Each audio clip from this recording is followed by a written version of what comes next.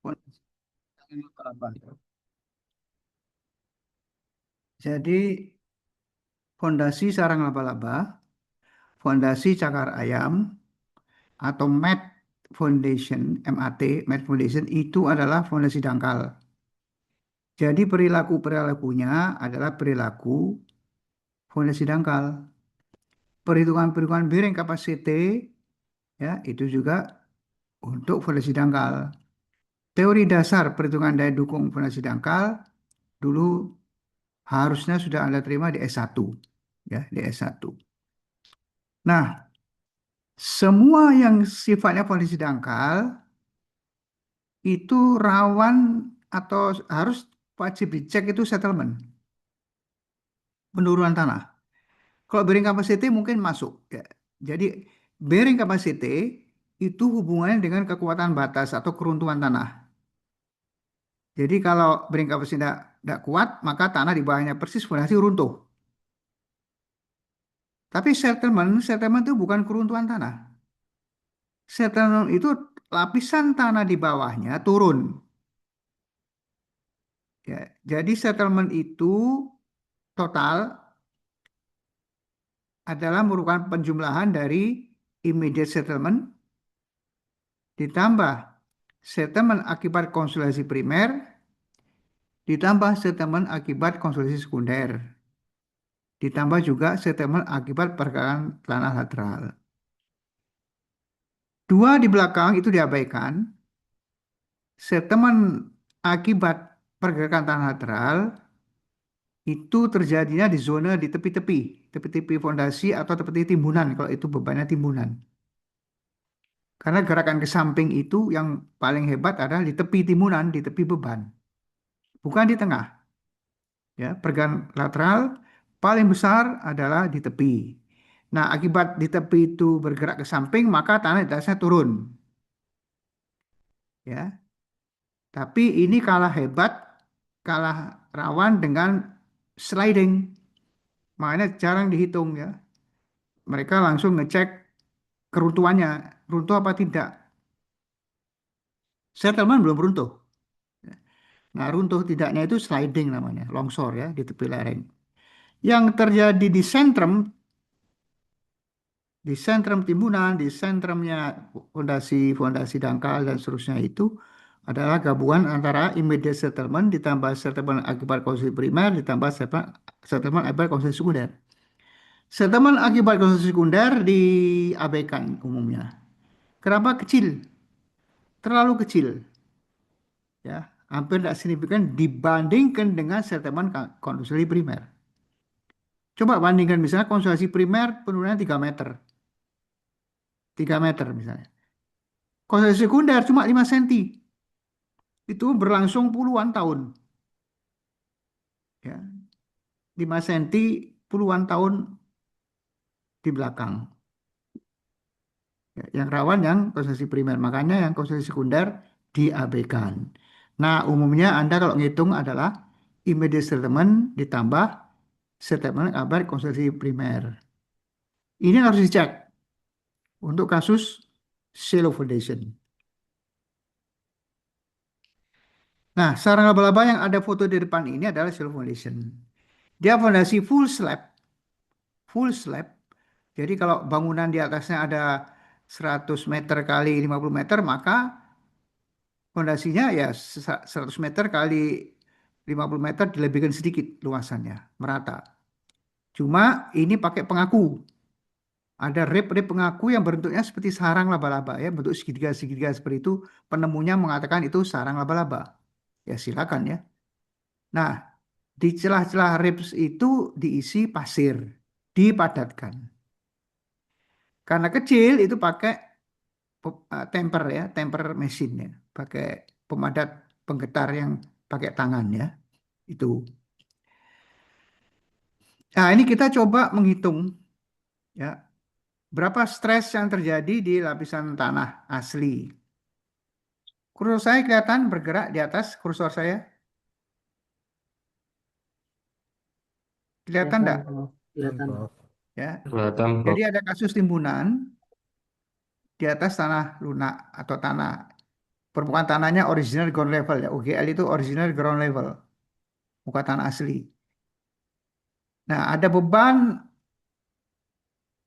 kendaraan lah ya, kendaraan. Diangkat merata.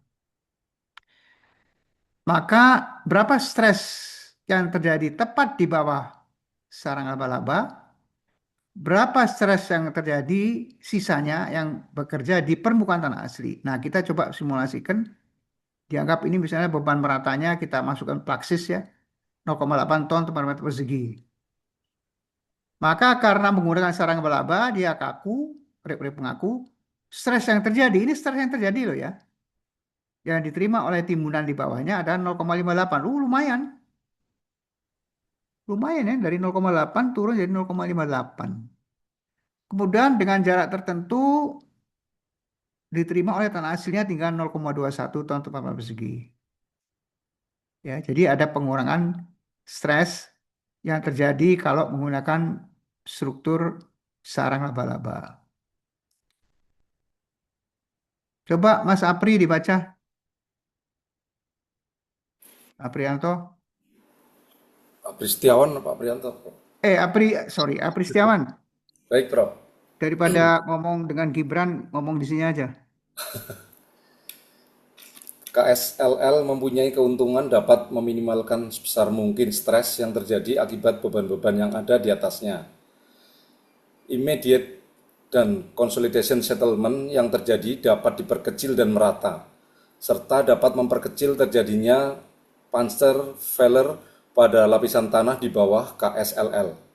KSLL tidak dapat mempercepat atau mempersingkat waktu consolidation settlement. Harus dikombinasikan dengan vertical drain sebagai bagian alternatif soil improvement. KSLL tidak dapat mengatasi hilangnya bearing capacity akibat sand liquefaction. Harus dilakukan soil improvement. Ya, ini statement penting ya. Dihayati nanti tolong ya. Ini statement penting. Nah, ini adalah metode konvensional method ya. Bisa pakai padat karya. Ini lahan kondisi 0%. Kemudian ya tetap tanahnya diratakan, dipadatkan lapis permukaannya ya, dipadatkan konvensional juga. Ini pakai pakai Sriwil Laurel kalau tidak salah ini ya, 3 roda itu. Hati-hati, ini adalah tergolong surface compaction ya, surface compaction bukan deep compaction bukan. Jadi pengaruh daripada alat berat ini hanya sebatas 1 sampai 2 meteran lah ke bawah yang terpadatkan dengan bagus ya, 1 2 meteran ke bawah yang terpadatkan dengan bagus. Makin ke dalam makin tidak terkena pengaruh berat dari alat pemadat tersebut. Itu bisa dilihat dari nanti stress distribution ya, akibat applied load.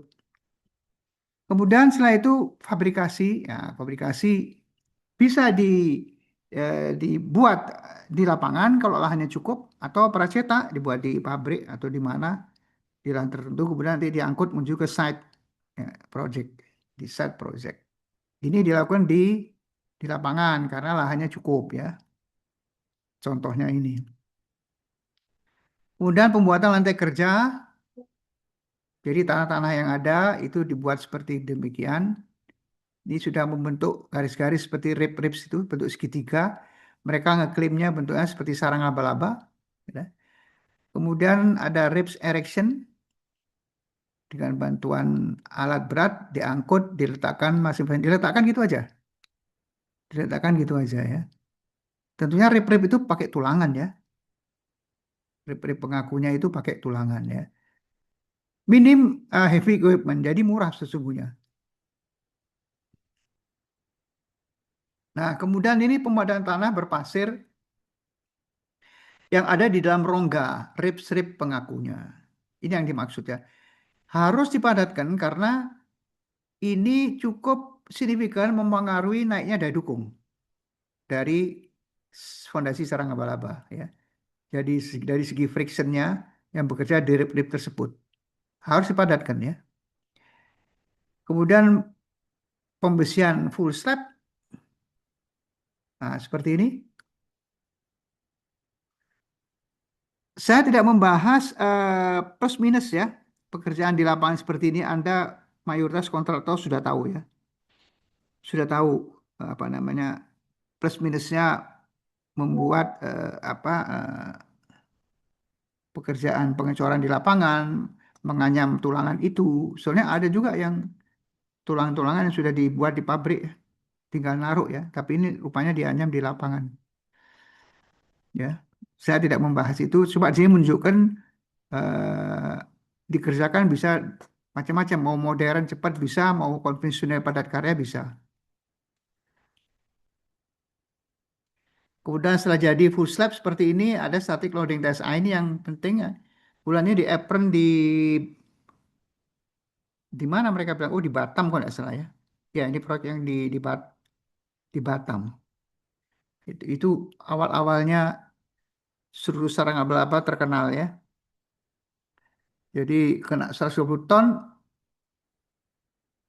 saya lupa settlement kecil sekali. Kecil sekali settlementnya. Dalam mili kalau nggak salah. Nah kemudian ini untuk static loading test ya. Ada cara lain dengan model angker seperti ini ya. Kalau ini kan statis ditumpuk gitu aja. Kalau ini dengan cara lain bisa pakai seperti dongkrak ya, seperti dongkrak ditekan ke bawah. Ini hasil boring di lokasi kondisi tanah asli ya. Jelek waktu itu silty clay ya, silty clay. SPT-nya 366 gitu. Aduh, ini soft ya, very soft dan soft. Agak ke bawah baru medium. Ini adalah kondisi tanah lempungnya ya. Kalau gini harus dilihat plastic index-nya Mas, kalau mau lihat gini. Ternyata plastic index-nya tinggi ya, berarti jelek ini tanahnya ini, hati-hati. Jelek. Saya mau cerita ya, mau cerita. Halo, suara saya masih kedengaran? Masih. Keren, Ya, Prof. masih, Prof. Masih. Dulu waktu saya masih dosen remaja itu ada proyek di daerah Lamongan. Punyanya proyeknya bangun dermaga sama pelataran untuk perikanan. Bukan saya yang desain ya, bukan saya. Saya itu hanya dipanggil kalau ada kesulitan-kesulitan ya. Baru manggil Pak Herman. Jadi mereka di belakang dermaga JT itu nguruk pakai istilahnya orang awam itu tanah pudel ya, pudel. Pernah dengar ya Pak Apri itu ya istilahnya ya. Ya, Prof. Pudel, nah pudel diurukkan warnanya agak kuning. Itu banyak di daerah Gresik, Lamongan itu. Memang murah. Nah, waktu dipadatkan hasilnya bagus. Bagus itu padat sesuai dengan tes proktor yang diinginkan gamma D-nya berapa itu hampir tercapai ya. Itu. Nah, selesai rata dipakai. Kemudian tidak lama 4 bulan kemudian tanah timbunan itu jadi nimbun itu Mas. Nimbun itu di belakangnya dermaga itu nimbun. Tanahnya rusak hebat bergelombang. Tanahnya rusak hebat bergelombang. Rupanya kena ada musim hujan juga ya, kena musim hujan juga. Saya dipanggil datang langsung aja. Waduh, coba tesan Atterberg limit saya bilang gitu. Ini cara gampang ya. Saya lihat pas indeksnya tinggi, Mas. Oh, ini penyebabnya. Jadi pudel itu sebetulnya lempung. Lempung mengandung pasir sedikit mungkin ya, tapi dominan lempung. Lempung itu kok dipadatkan bisa padat, Mas. Ditelateni dengan kadar tertentu bisa padat, tapi dia dalam fungsi waktu kena hujan, panas segala macam, kena beban liwat di situ, bebannya mungkin ada overload ya, hanya bergelombang. Nah, kemudian plastik indeksnya tinggi di atas 40%, lupa saya. Nah, hati-hati ya kalau sudah ketemu indeks fasilitas tinggi itu, maka lempungnya jahat. Lempung itu banyak ya. Ada ilit, kaulinit, momorionit. Nah, momorionit ini yang jahat. Momorionit itu expansive soil. Momorionit nama lainnya adalah bentonite ya, bentonit. Nama soil science-nya smectite. Itu expansive soil. Nah, expansive soil itu pasti indeks basisnya tinggi. Nanti di 2 kali kuliah berikutnya akan saya ajarkan itu. karakteristik expansive soil ya. Agak terakhir-terakhir kuliah. Nah, tapi intensitas tinggi itu belum tentu dan tidak harus ekspansi soil belum. Tapi yang jelas, makin tinggi indeks intensitas itu, maka perilaku dan karakteristik tanah lempung itu makin jelek, Mas, makin buruk. Hati-hati ya. Jadi caranya ini kalau dia tipis ya anu substitution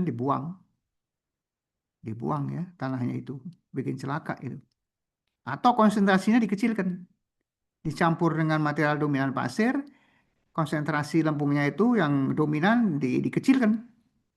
Ya, tinggal 5% atau 10% gitu. Sehingga perilakunya cenderung ke perilaku pasir. Paham ya Mas Apri? Paham, Prof. Itu. Oke, saya lanjutkan. Nah, Prof, ini hasil boleh izin sakit tanya, Prof? sakit ya, ya. Eh, saya mau tanya, Prof. Mau izin tanya, Prof. Yang terkait masa SLT tadi, Prof. Itu yang Yang mana? dicek, yang Static SLT, loading test. iya. Itu yang dicek itu di mananya ya, Prof? Soalnya kalau di tempat saya itu biasanya SLT itu untuk pancang, Prof.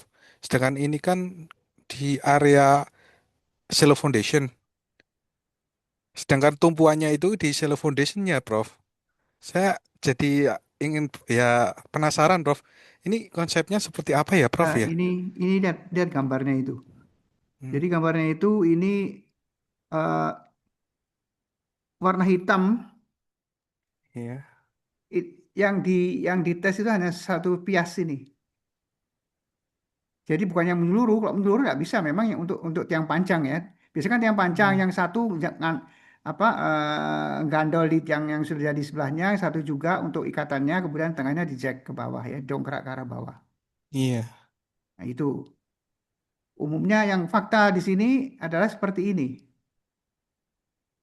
ya, langsung dibebani Hmm, bruk gitu ya, tanpa pakai sistem dongkrak. Nah, di sini sarang laba-laba itu segmental, Mas. iya. Full slab itu ada yang segmental dikasih dilatasi. Jarang yang full slab, misalnya seluas 1 kilo 1 kilo, maka tidak dicor utuh 1 kilo 1 kilo, enggak. Dia ada segmental mungkin apa namanya 1,5 meter kali 1,5 meter atau 2 meter kali 2 meter gitu. Sehingga dalam bentuk ada di lantai. Nah ini kecil ini. Oh, berarti sebenarnya tumpuannya kanan kiri itu ada dilatasinya. Cuman ini soalnya menyeluruh ini, jadi saya agak bingung Jadi gambar. makanya ini ya enggak, bukan beda. Ini hanya segmental. Hmm, Kemudian kiri kanannya ini tidak gandol di anu, tidak gandol di apa namanya? Yang panjang existing atau yang sudah panjang enggak, tapi dikasih pemberat di sini. Kiri kanan ini pemberat ya, supaya enggak ngangkat, ngerti enggak? iya, iya, ya. Kalau ini tidak panah Harus ini, kalau stabil. dicek ke bawah, Hmm, maka kiri kanan enggak boleh gerak kan, harus terikat. betul. Kalau ada tiang panjang itu diikat di tiang panjang yang sudah Jangan. terpancang di kiri kanannya. Hmm, Oke? Tapi ini kan enggak, bukan tiang panjang, ini landasan, maka di kiri kanan dikasih pemberat. Kuning biru ini pemberat maksudnya, counterweight. iya. Ya, jadi Hmm. kalau enggak gitu mumbul, enggak dikasih pemberat mumbul nanti. Oke, Oh, itu baik, ini Prof. skematis ya. Jadi Berarti ini segmental, tidak menyeluruh. ya, baik, Prof. Berarti dialnya itu di area segmentalnya itu ya Ya, nanti. Oke. segmentalnya itu ya. Karena ada dilatasi. Sorry, saya lupa bilang ya. Iya, iya. Oke, kasih, Pak. Saya lupa bilang. Dan memang lebih baik segmental. Karena kalau rusak, maka hanya segmen itu saja yang diambil diganti baru. Kalau continuous, ya, kalau continuous Hmm. konkret satu rusak, jebolnya susah. Ya seperti anu lah, seperti konblok, konkret blok gitu. Konkret blok itu kan kecil-kecil ya. Itu enak, itu adjustable itu. Jadi kalau rusak, zona yang rusak aja diambil, ya, blok konkret bloknya, kemudian dipadatkan ulang di bawahnya, pas yang dirata ulang, maka di konkret bloknya ditumpuk lagi di situ. Berarti sama kayak contraction join sama construction join itu ya, Prof ya? Oh iya, ya construction join berfungsi juga, Oh, ya betul construction join dan juga untuk ngatasi anu mas, apa namanya, muai, iya diafragmanya itu biar nggak ngikut ya. apa ya? Oke, baik. Sama seperti dermaga. Dermaga itu kan biasanya ada yang saya bangun di Ocean Going ya di Pelindo sama Inter Island Birds. Itu misalnya panjangnya 500 meter misalnya. 500 meter itu kita buat 100 meteran, Mas. Dermaganya itu loh. Iya. 100 meter ada dilatasi, 100 meter lagi dilatasi, jadi ada 5 tuh, 2, 3, 4, 5. Kerugiannya jumlah tiangnya tambah. Ya toh kan persis pada dilatasi itu ada tambahan tiang panjang, persis ya toh. Kerugiannya jumlah tiangnya bertambah pada posisi dilatasi. Tapi keuntungannya dia aman terhadap gempa. Satu. Ya, jadi kalau 500 meter itu gandeng, maka kalau ada gempa, itu momen punturnya besar. Iya. Distortionnya momen punturnya besar. Yang kedua, kalau ada swaying, goyangan ya, tumbukan kapal, maka itu dilatasinya tuh gerak gitu. Ada tumbukan kapal horizontal itu, Mas. Jadi aman.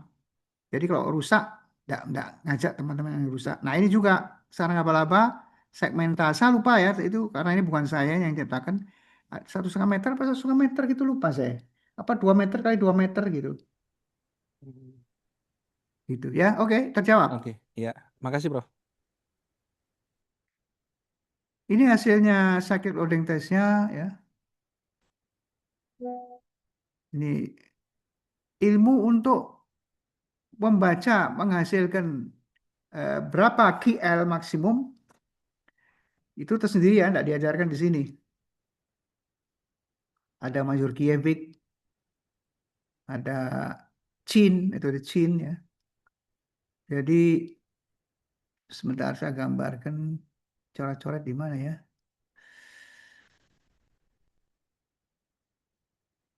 Saya mau coret-coret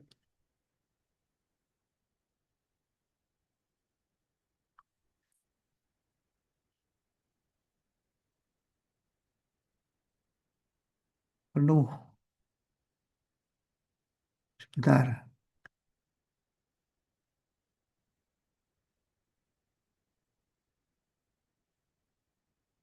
Waduh,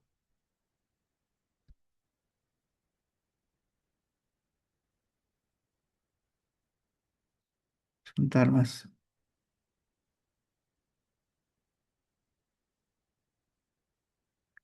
Di sini aja.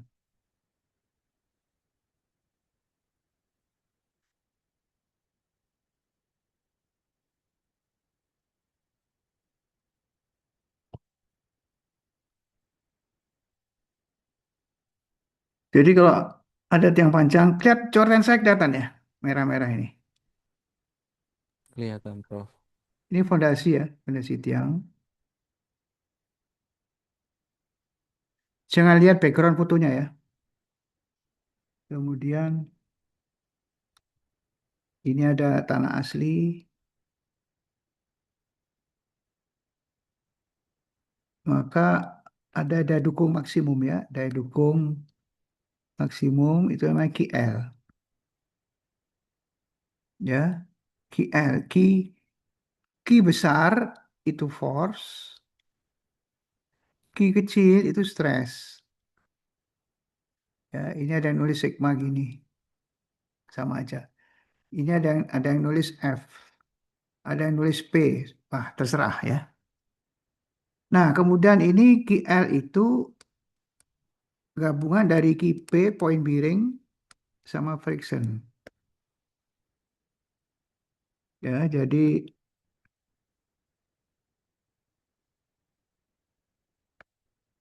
KL, Ki P plus Ki S. Nah, loading test, static loading test, ada juga dynamic loading test, PDA atau DLT, atau ada statnamic ya, kombinasi antara statik dan dynamic. Itu untuk mencari KL. Berapa KL-nya itu? Ya, untuk mencari KL. Jadi kurva ini ada KL ini. Ya, ini settlement. Kalau kurvanya seperti ini, nah berarti ini adalah QL-nya. Sorry, ini Q biasa. Ini Q limit dari tiang tersebut atau dari struktur di bawahnya, dari tanah ya. Jadi ini kurva static loading test atau loading test apapun ya. Ini settlement, penurunan, ini key, itu force. Untuk kurvanya seperti ini. Kalau sudah asymptotik gini, ini sudah maksimum dia.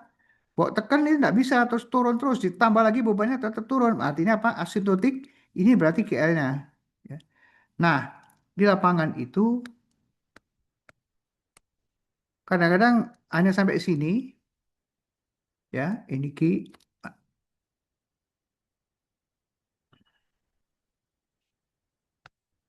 Jadi ini key, dalam ton. Wah, ini ada settlement. Dalam sentimeter misalnya. Di lapangan itu ya, bisa cyclic, bisa enggak. Kadang-kadang segini dia. Nah, kita enggak tahu. QL-nya enggak tahu. Ini bisa diprediksi. Ya. Berapa QL bisa diprediksi, dihitung. Ada metode grafis dari Davison namanya. Pernah dengar ya? Ada metode grafis dari Chin. Ya. Kemudian ada metode grafis dari Mazurkiewicz. Mazurkiewicz. Nah, ketemu QL-nya nanti. Kalau dia sudah sampai maksimum gini, gampang, sudah tidak usah diprediksi ya. Ya ini dia maksimumnya QL-nya. Inilah static loading test. Ya, static loading test itu untuk mengetahui daya dukung maksimum. L itu limit, Mas. QL, L itu limit. Jadi QL itu sama dengan Q maksimum. Sama dengan Q, nulis QU juga, ultimate. QU, ultimate. Paham, Rudi? Mas Rudi?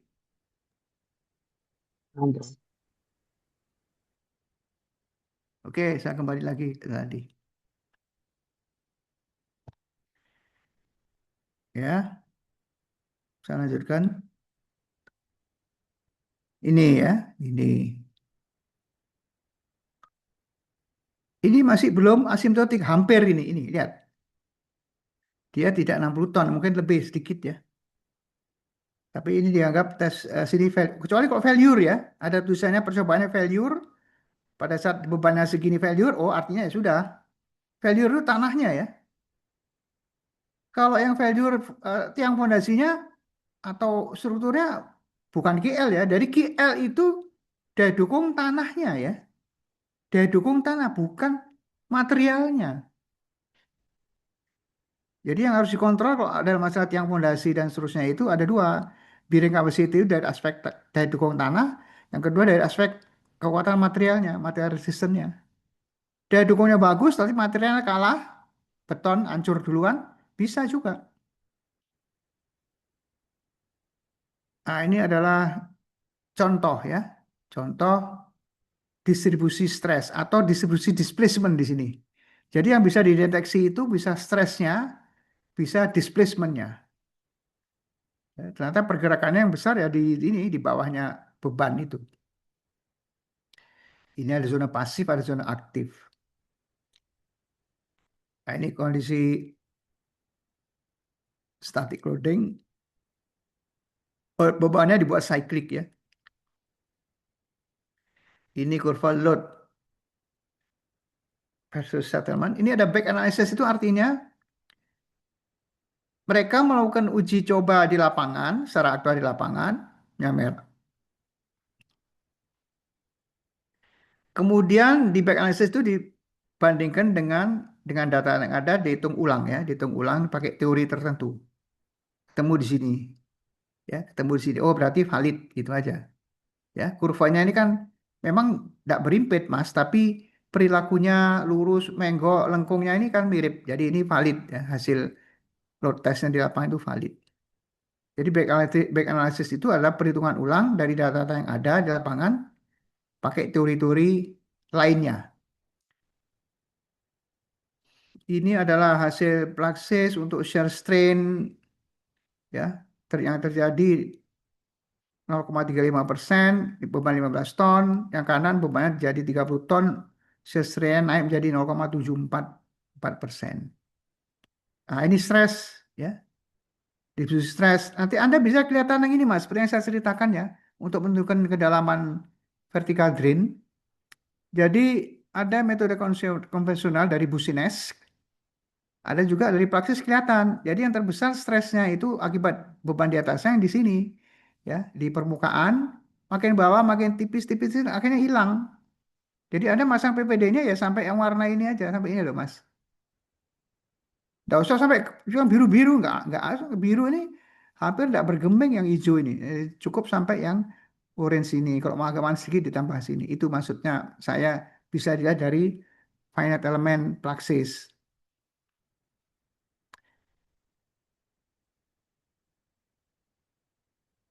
Nah, ini perilaku sarang laba-laba ya. Kesimpulan yang kebetulan saya dapat dari Pak Helmi. Pak Helmi ini doktornya itu doktornya disertasi ngambil topik sarang laba-laba. Jadi ini saya kutip dari dia termasuk percobaan loading test tadi, apa Praksis tadi ya, itu punyanya dia Pak Helmi dokter. Dulu sempat saya uji dia ujian doktornya. Nah, ini coba eh,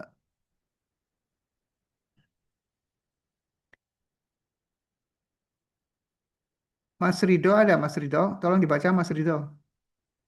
Iya Pak, Yang keras baca pelan-pelan ya. iya Dibaca Pak, untuk dimengerti ya, bukan untuk asal baca ya.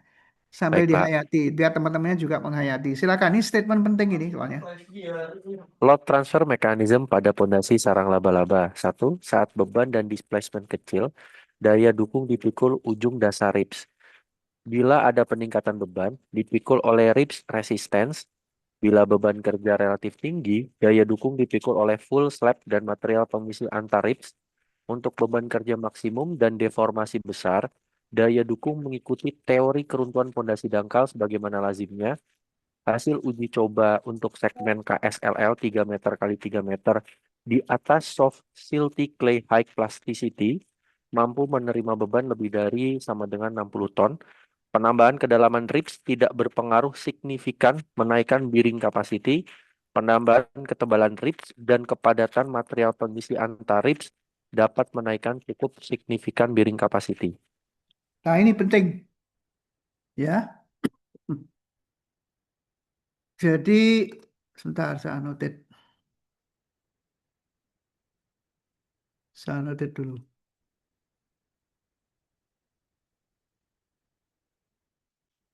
Jadi kalau saya gambarnya ada full slab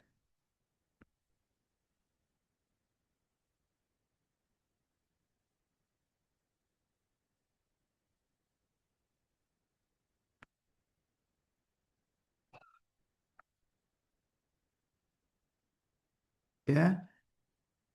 Jadi waktu bebannya kecil di atasnya, berarti vertical displacement-nya kecil.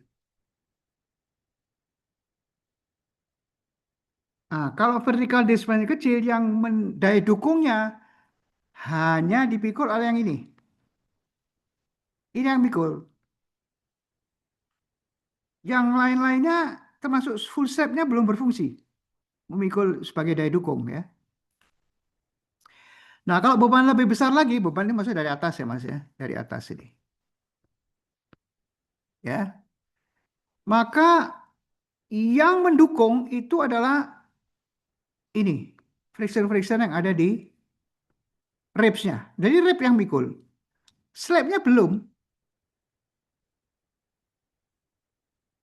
Oke. Nah, kalau bebannya relatif tinggi, baru yang memikul adalah ini semua. Ya, ini. Full slabnya, di bawah slabnya itu tanah di bawah slab, termasuk tanah pasir padat di celah-celahnya ini memikul dia,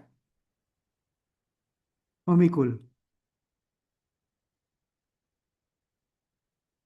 Nah, kalau bebannya maksimum, kemudian mendekati keruntuhan, maka tidak ada lagi fungsi rib pengaku maupun itu. Dia hanya statusnya perilaku yang ikut fondasi dangkal. Perhitungan fondasi dangkal. Bentar, saya hapus. Jadi ini fondasi dangkal seperti ini. Ya, ini ada runtuh dia. Nah, runtuh. Oke, jadi kalau sudah maksimum, maka perhitungan daya dukungnya adalah daya dukung fondasi dangkal murni, KL. Ini ada beban. Jadi RIPS pengaku, slab, kemudian pasir pengisi itu adalah merupakan dari fondasi. Kalau bebannya maksimum sekali. Ya, jadi ada apa itu namanya urut-urutannya ada dukungnya. Ini hasil risetnya Pak Helmi. Oh, ini ada Pak apa 3 kali 3 meter contoh segmen yang ini yang di apron ini bukan di jalan ya, ada 3 meter kali 3 meter, mampu Iya, memikul 60 ton. Nah, lumayan ya, iya gede lumayan untuk 60 ton. selo gede itu. Iya, satu segmental 3 kali 3 60 ton ya. Apalagi kalau ada soil improvement ya di bawahnya, waduh lebih bagus lagi. Penambahan ke dalam range kata kuncinya ini. Jadi kalau ripsnya lebih diperpanjang lagi, supaya daya dukungnya naik, ripsnya yang dulu cuma 1 meteran, 1,5 meter, tak perdalam jadi 3 meter. Tidak ada gunanya. Tidak ada berpengaruh dari riset situ. Menaikkan tidak ada. Justru yang berpengaruh adalah tebalnya rips itu. Dan keberadaan material pengisi antar rips. Itu yang bisa menaikkan daya dukung. Makanya seperti cakar ayam, dia membuat apa namanya kedalaman dari eh, pengaku-pengaku yang berupa lingkaran-lingkaran pipa baja itu kedalamannya tidak dalam amat ya. Saya lupa, mungkin 1 meteran, 1,5 meter juga itu. Tak buat sampai 5 meter, 10 meter, enggak. Karena tidak signifikan. Kalau dalam sekali, berarti bukan fondasi dangkal, fondasi dalam berarti nanti. Deep foundation itu perilakunya. Itu ya, ini statement penting nanti di. Jadi kalau Anda ada proyek sarang laba-laba, ini perilakunya seperti ini. Jadi saya menjelaskan judulnya kan perkembangan permasalahan penyelesaian. Jadi apapun ya, jadi tidak hanya kasus keruntuhan, tapi kasus fondasi dangkal, sarang laba-laba misalnya contoh, kemudian kontainer yard, kemudian itu semua permasalahan-permasalahan yang dari baik dari level perencanaan maupun pelaksanaan harus saya informasikan. Oke. Nah, saya katakan ya, saya katakan bahwa sale of foundation dalam hal ini adalah sarana laba-laba. Masalah yang sering timbul adalah settlement. Tidak bisa dihindari itu. Nah, yang bisa di preventif yang dilakukan adalah memperkecil amplitudo settlement yang bisa tidak bisa menghilangkan sama sekali tidak bisa. Saya sudah bilang. Ada orang bilang, loh, iku wis nganggo kesana lho kok sik mudhun lah, istilah saya mudhun. Yang bisa dilakukan adalah memperkecil amplitudo dan meratakan settlement atau menghindari differential settlement itu ya, Bapak-bapak, Ibu sekalian, Mas. Jadi kalau ada orang yang tidak ngerti, owner-owner yang tidak ngerti itu ngomel-ngomel, bilang fondasi dangkal atau uncertainty itu tidak bisa menghilangkan settlement. Bisanya cuma memperkecil amplitudonya dan settlementnya dibuat lebih merata. Untuk menjamin itu aja. Cuma settlement yang agak besar, asal merata kan tidak masalah kan. Yang masalah itu terhadap struktur di atasnya kalau differential settlement. Strukturnya bisa crack semua. Ya. Nah, settlement yang dihitung adalah amplitudo dan natural time. Ini yang saya maksud tadi ya, ada Settlement total sama dengan immediate settlement ditambah settlement konsumsi primer ditambah settlement konsumsi sekunder ditambah settlement abad pergerakan lateral. Ya. S2 di kanan diabaikan. Jadi Anda cukup menghitung SI sama SCP. Baik itu di ujian, di kuis, di proyek dua ini cukup. Yang kanan tidak signifikan. Ini natural time ya, dipengaruhi hadronis kuadrat. Jadi yang berpengaruh terhadap lamanya settlement itu adalah tebelnya lapisan kompresif dan dia aliran drainasenya. One way drainage apa two way drainage? One way drainage itu hanya bisa ngalir ke atas. Double drainage artinya dia bisa ke atas bisa ke bawah aliran air flow-nya. Nah, aliran air flow di dalam tanah itu namanya HD kuadrat. Itu PVD itu nyerangnya di sini. Vertical drain ada dua, ada sand drain, ada PVD ya. Jadi vertical drain itu yang diserang itu adalah H drainage-nya diperkecil. Bukan kalau soal improvement kan ngotak-ngatik CV-nya ya. Ini CV ini soal improvement ya.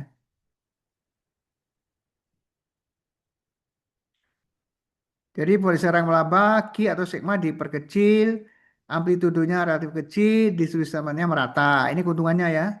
Polisi sarang laba juga dari segi waktu harus dikombinasi dengan soal improvement, misalnya vertical drain tetap ya, atau preload ya, tetap tidak bisa tidak. Nah ini masalah liquefaction. Saya tidak akan mengajarkan ini ya, tapi hanya selang pandang aja hari ini. Apa liquefaction itu saya harus ngajar khusus ya di soil dynamic itu 2 kali tatap muka full, sekali tatap muka sekitar 2,5 jaman, termasuk perilaku ya. Nah, yang penting Anda tahu apa itu liquefaction ya. Coba Mbak Siti Novi, mana Siti Novi? Saya Prof. Pernah dengar liquefaction enggak? Orang bilang liquefaction. Pernah Prof. Menurut Mbak Siti salah enggak apa-apa ya? Definisi liquefaction itu apa? Sekarang ini. Liquefaction itu perubahan tanah menjadi seperti liquid karena adanya getaran biasanya akibat gempa Prof. Di Oke, tanah non oke, oke, kohesif. oke. Saya tampung dulu ya, saya tampung dulu. Donda, mana Donda? Donda. Izin, Prof. Ya, Oke, liquefaction menurut Anda saat ini apa? liquefaction merupakan proses ketika material padat atau gas berubah menjadi cair, Prof. Oke, saya tampung. Kemudian Janet, mana Janet? Hadir Apa Pak, liquefaction? liquefaction itu kalau yang pernah saya baca dia eh, kayak air itu memiliki perilaku seperti cairan karena ada pernah terjadi tegangan, Dok, Prof. Oke, saya tidak tanya ke teman-teman reguler ya. Reguler S2 reguler sudah saya jelaskan, takutnya saya tanya tidak bisa jawab lagi, wah malu nanti. Ya, ada reguler, ada Wewinto, ada Multazam sama siapa itu Ganesha nanti was sudah tak ajarkan itu. Jonathan, mana Jonathan? Izin, Prof. Apa liquefaction itu? Eh, di vaksin itu dari tanah kehilangan eh, kuat gesernya, Prof. Mungkin akibat jenuh ya, Prof. Saya tampung dulu ya. Ahmam, ini gimana Ahmam? Apa Izin, Prof. liquefaction Ahmam? Bilangnya tegangan efektif karena di situ pengaruh dari air porinya itu, Prof. Itu terjadi pada tanah granular dan pemicunya biasanya karena ada gempa, Prof. Oke, saya hentikan karena sudah ada yang jawab relatif benar ya. Relatif benar. Nah, ternyata orang umum itu mengatakan, oh liquefaction itu berubahnya zat padat atau zat gas, ada yang bilang tadi menjadi liquid. Tidak ada, Mas. Siapa yang bisa membuat tanah bisa jadi air itu loh. Logikanya misalnya, butiran tanah padat bisa jadi air itu gimana caranya itu? Hebat itu kok bisa berubah. Kemudian kehilangan kuat geser itu efeknya, akibatnya ya, bukan definisinya likuifaksi. Tanahnya runtuh misalnya, ya, itu bukan likuifaksi. Nah, yang betul adalah kurva di depan ini. Sebentar, saya notit ya. Tadi ada yang bilang kehilangan kekuatan, itu efeknya, bukan definisinya ya. Kehilangan kekuatan itu betul karena runtuh. Jadi gini,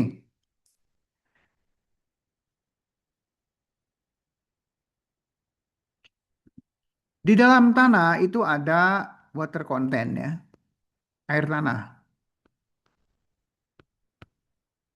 Water content itu direpresentasikan dengan pore water pressure, U kecil.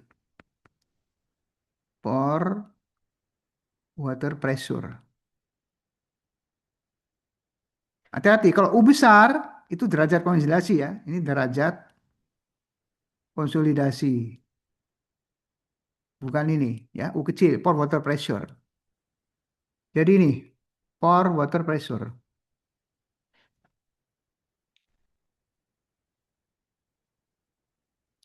Perilaku tanah itu ada dalam kondisi undrain, ada drain. Wiwinto, coba bedakan, ceritakan bedanya perilaku undrain sama drain itu di mana, Wiwinto?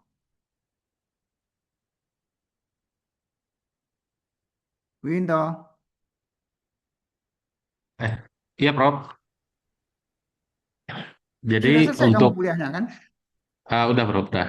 Coba bedanya undrain sama drain, jelaskan ke teman-temanmu. Heeh. Jadi untuk kondisi undrain itu adalah kondisi di mana air pori tidak sempat keluar dari tanah saat dibebani.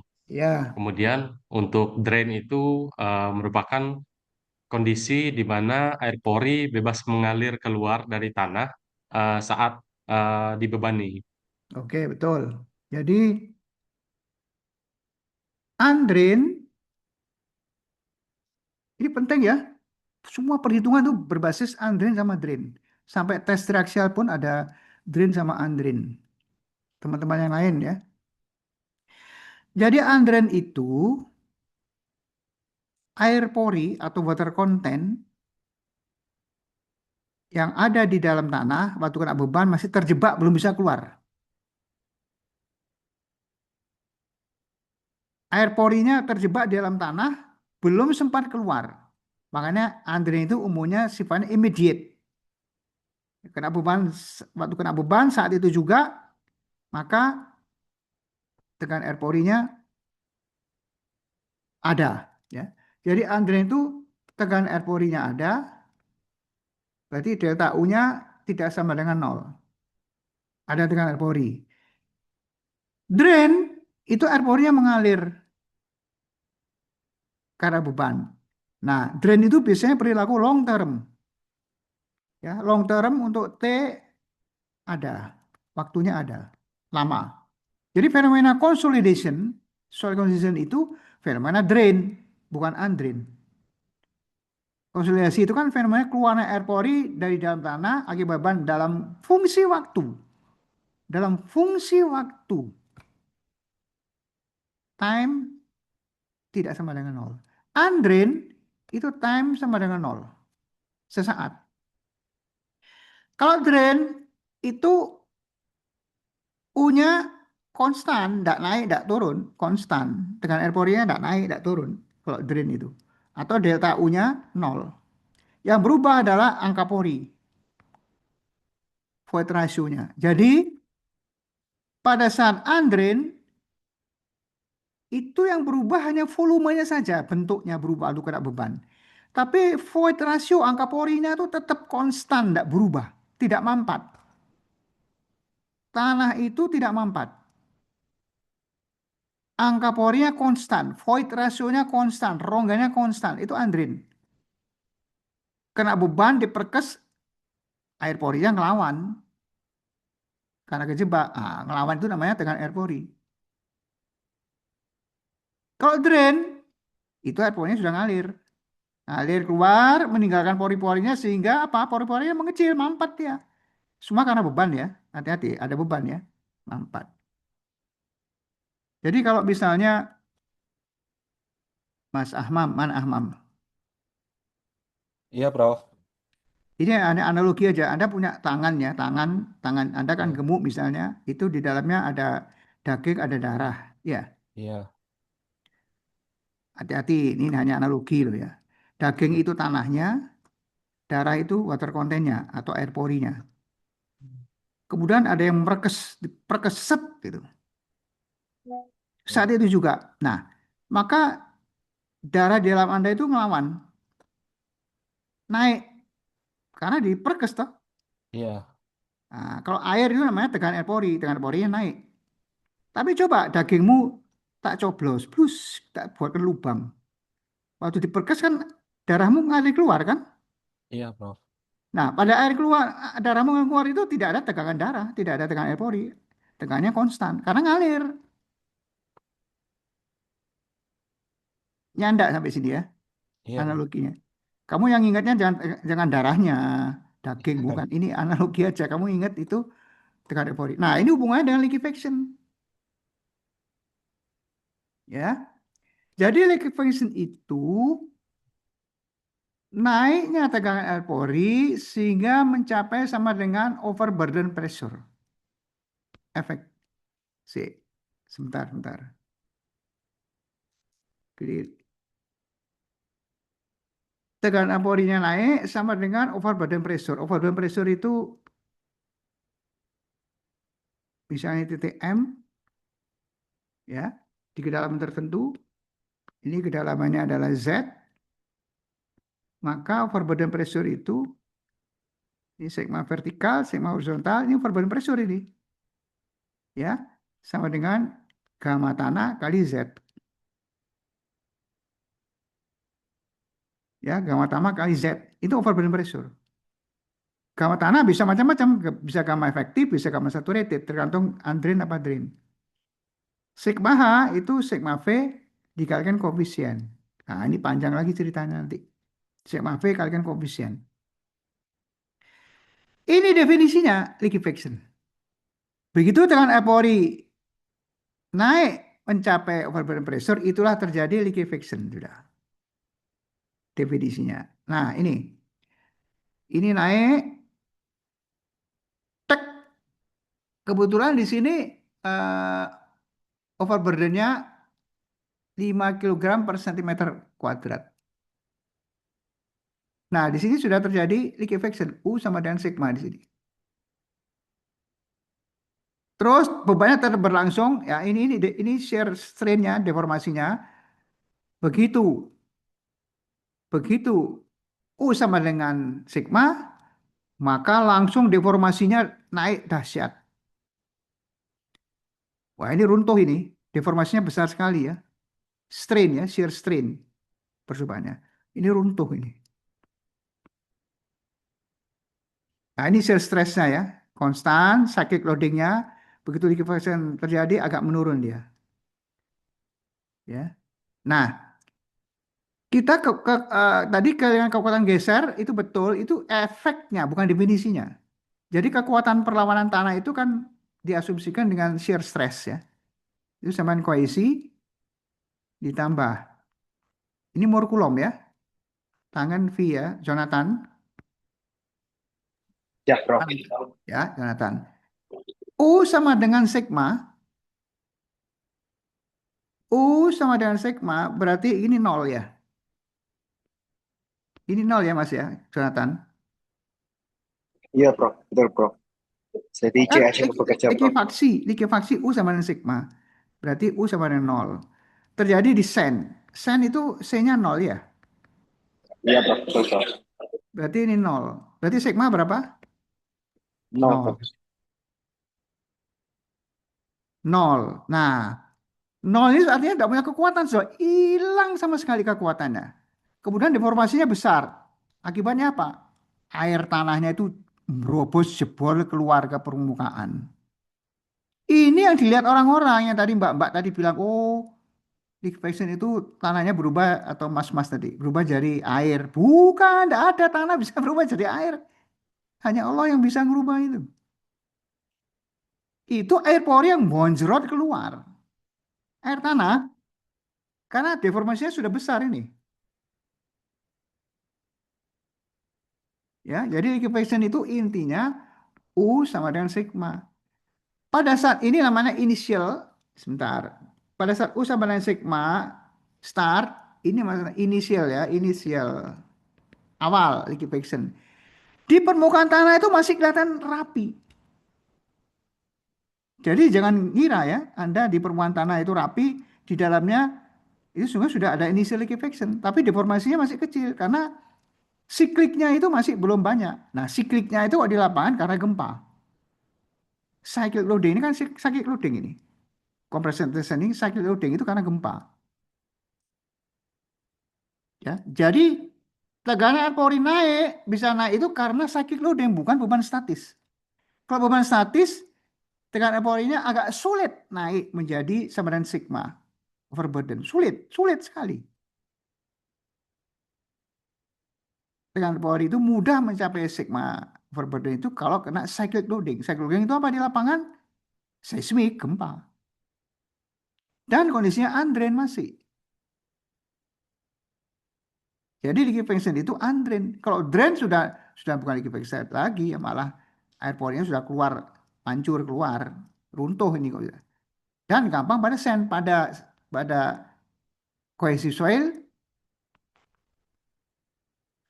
ya, silt dan clay sulit sekali terjadi likuifaksi. Sulit sekali. Kenapa sulit? Karena U tekanan pori itu sangat sulit naiknya untuk mencapai overburden pressure. Karena apa? Karena kohesif dia. Karena coefficient permeability-nya sangat kecil sehingga air porinya itu kesulitan untuk mengalir, untuk menekan kiri kanan susah. Percobaannya juga gitu.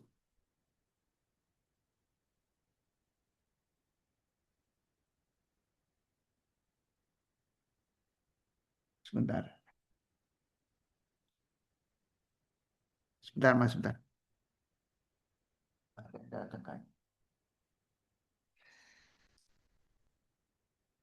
Jadi itu selanjutnya, jadi itu definisi dari liquefaction. Nah, pada saat final liquefaction tanahnya jebol, inilah keluar air ya, air porinya keluar, sehingga orang mengira itu adalah butiran padat menjadi cairan. Makanya dikatakan liquefaction. Paham, Siti? Paham, Prof. Ya, Anda punya tugas menjelaskan ke teman-teman lainnya, termasuk tadi yang saya tanya siapa lagi itu, ke teman-temannya supaya tidak salah kaprah ya. Nah, itu nanti tanya ke teman-teman S2 regular, sudah saya ajarkan itu. Panjang ini ceritanya tapi ya, 2 kali tatap muka penuh perilakunya tanah.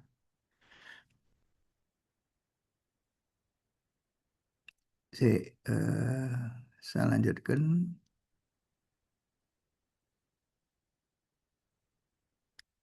Nah, fondasi sarang laba-laba tidak bisa mengatasi likuifaksi. Karena likuifaksi itu statusnya tanah. Kejadian pada tanah, bukan fondasinya. Kalau tanah di bawahnya jebol, runtuh, tidak boleh kata ya, shallow foundation karena labanya ya runtuh. Ngerti, Ahmam? Mengerti, Prof. Gitu ya. Soalnya orang-orang di lapangan tuh mintanya berlebihan gitu. Oh, atau juga ada zaman dulu ngaku-ngaku sarang laba-laba, cakar ayam, itu usah pakai itu. Oh, itu bisa ngatasi liquefaction misalnya. Orang-orang kok mau dibujui itu loh. Dulu ya, sekarang orang pinter-pinter tak bisa. Sekarang sudah serba ilmiah. Dulu awal-awal ditemukan itu kan orang sih lolak-lolok masalah geoteknik ya. Dulu sekali, waktu saya masih muda. Ya percaya aja. Oh, itu apa? Tidak perlu perbaikan tanah itu settlementnya kecil hilang. Gitu bisa hilang settlementnya. Kalau pakai cakaraya maupun sarang laba, waduh, ini pembohongan ya. Tapi sekarang enggak ya. Sekarang enggak. Sudah ilmiah semua.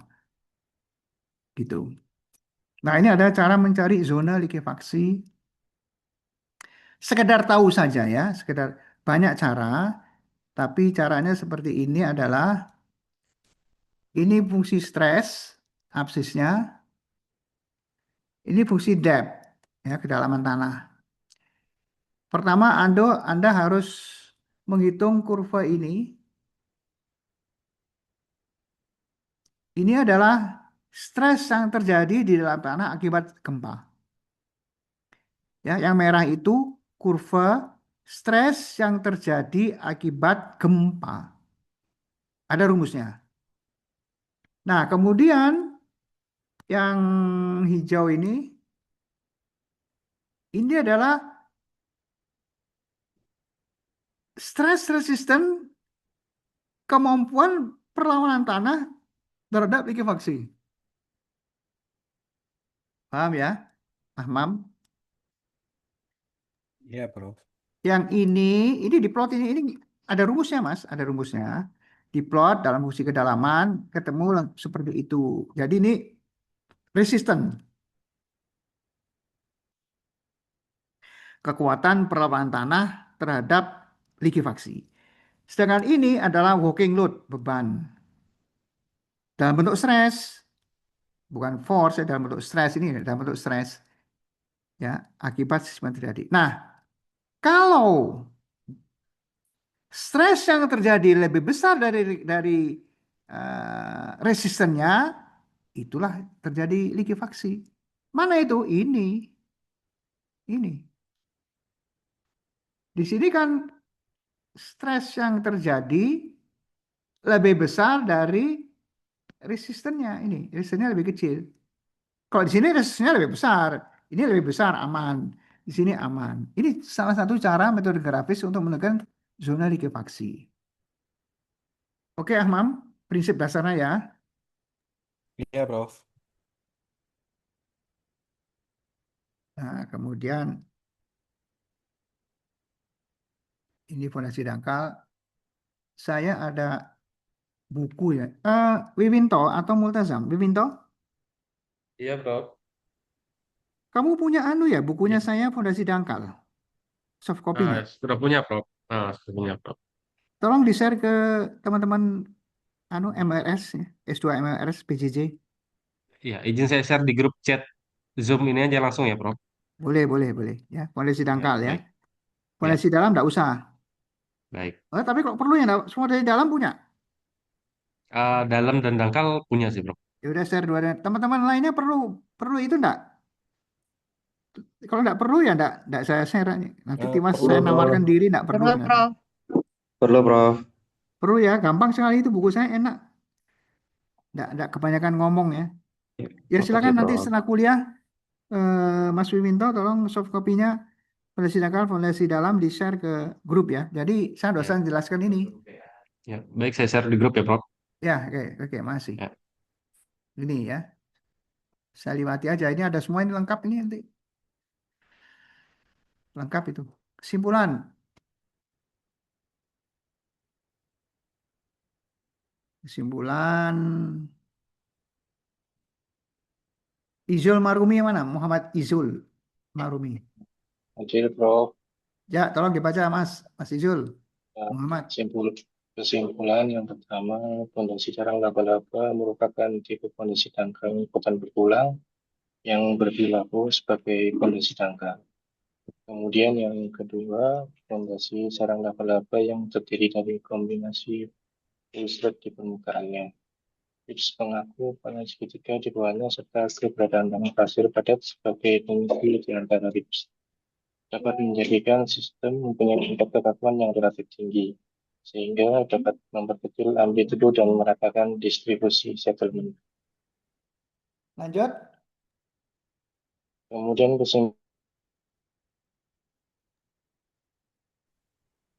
Ya, lanjut. kemudian kesimpulan yang ketiga, tidak dapat untuk mempersingkat waktu konsolidasi settlement, tidak dapat mengatasi keruntuhan tanah dasar akibat soil liquefaction, tidak juga mengatasi sangat rendahnya bearing capacity dari lapisan very soft clay yang ada di bawahnya, termasuk sliding. Semua itu adalah masalah geoteknik yang solusinya harus dilakukan soil improvement atau soil reinforcement. Kemudian kesimpulan yang keempat, berdasarkan hasil full scale static loading test pada segmen KSLL 3 meter kali 3 meter di atas, tanah soft silty clay dengan nilai liquid limit relatif tinggi. Mekanisme transfer beban menunjukkan bahwa untuk kondisi beban masih kecil, maka bearing capacity dipikul oleh tips dari ribs. Bila beban makin besar, maka bearing capacity dipikul oleh ribs resistance. Bila beban mendekati maksimum, maka bearing capacity dipikul oleh full slab dan material pengisi di antara ribs. Bila bebannya maksimum, maka perilaku KSLL sudah sama dengan perilaku keruntuhan suatu pondasi dangkal lazimnya. Lanjut. Hasil menunjukkan bila ribs semakin tebal dan selected material pengisi makin padat, dapat menaikkan bearing capacity cukup signifikan. Elemen ribs yang lebih dalam tidak dapat menaikkan bearing capacity KSLL. Untuk luas per segmen 3 meter kali 3 meter dan lapisan tanah dasar unorganic soft silty clay high plasticity terbukti mampu menerima beban kerja 60 ton atau lebih. Kemudian kesimpulan yang kelima, apabila lapisan tanah dasar berpotensi terjadi soil liquefaction, hasilnya menunjukkan penurunan sangat signifikan daya dukung tanahnya. Apabila tetap akan runtuh, solusinya harus dilakukan soil improvement atau soil reinforcement. Dan yang keenam, sebagai saran berdasarkan fakta di lapangan, menunjukkan penggunaan fondasi sarang laba-laba pada suatu bangunan ternyata tidak terjadi keruntuhan saat terjadi gempa sampai dengan magnitudo tertentu. Perlu penelitian lebih mendalam untuk mempelajari pengaruh dynamic loading terhadap stabilitas KSLL. Oke, saya tambahkan sedikit masalah liquefaction, solusinya gimana. Jadi gini, tadi saya sudah menjelaskan, suara saya masih kedengaran? Masih, Prof. Masih ya? Oke, Prof. takut wifi-nya mati ini. Jadi, tadi saya cuma mengatakan bahwa pada tanah lempung atau corrosive soil, tekanan air pori sangat sulit naik mencapai overburden pressure, sehingga fenomena liquefaction sangat sulit terjadi. Bukan tidak mungkin, ya mungkin, ada teorinya itu. Ada kondisi tertentu, liquefaction bisa terjadi pada corrosive soil, tapi sangat sulit. Berarti kalau sangat sulit, salah satu solusi untuk mengurangi atau mencegah liquefaction adalah tanah pasirnya kamu campur lempung, Mas. Kamu campur cohesive soil. Jangan murni sand ya. Itu loh. Orang-orang kadang-kadang buat embankment ya itu murni pasir. Jangan resistennya berkurang juga rawan terkena liquefaction. Nah, liquefaction itu terjadi kalau jenuh air, Mas. Camkan baik-baik ya. Kalau dia tidak jenuh air atau mendekati kering, maka tidak terjadi liquefaction atau sulit. Jadi derajat kejenuhan itu kan kalau kering terontang itu 0, kalau saturated 100% ya. Saya sudah melakukan research, maka kalau derajat kejenuhannya 90% ke atas ya, 95, 96, sampai 100% itu terjadi liquefaction. Tapi begitu kurang dari 95%, sulit terjadi. Sulit terjadi. Sulitnya itu apa? Dengan porinya itu tidak mencapai overburden pressure. Dalam kok di tes reaksial itu sigma 3 namanya, atau confining pressure namanya kok di reaksial itu. Jadi percobaan saya itu di laboratorium ya. Paham ya itu dipahami. Ada noise masuk, tolong ditutup dulu anunya. Ada noise masuk, tolong di mute.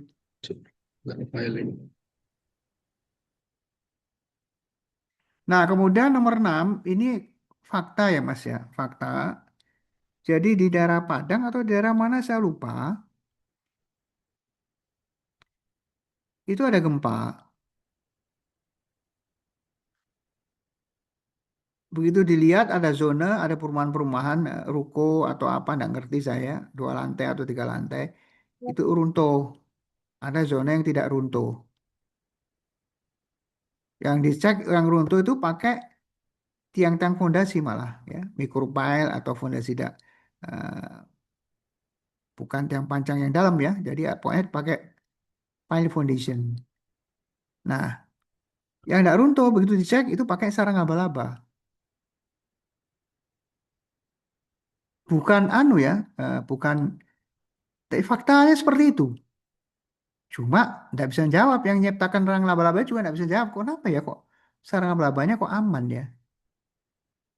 Kok justru yang tiang panjang itu yang runtuh? Nah, itu makanya perlu di riset. Tapi secara logika gini, Mas. Kalau ada ruko, ada bangunan, menumpuk di atas tiang-tiang fondasi ya, Mas Ahmam, maka kalau ada gempa, berarti ada cyclic loading pressure maupun deformasi. Yang menahan itu adalah kekuatan tiang fondasinya. Begitu tiang fondasinya tidak kuat, patah, 2 atau 3 patah tiang fondasinya, maka bangunan di atasnya runtuh. Ya, runtuh. Nah, tiang fondasi itu kekuatannya ada 2. Yang satu kekuatan tanah di sekelilingnya, di bawahnya. Yang kedua kekuatan materialnya. Dua-duanya kalah. Berarti kuat lawan kuat. Kalau gempanya tidak seberapa besar, masih mampu utuh. Tapi kalau apa namanya acceleration atau skala Richter yang sangat tinggi, maka kalah kuat itu kekuatan tiang fondasinya maupun tanah sekelilingnya. Maka runtuh. Nah, kalau fondasi dangkal itu seperti perahu. Jadi kena gelombang, kena goncangan, dia tetap ngapung kan.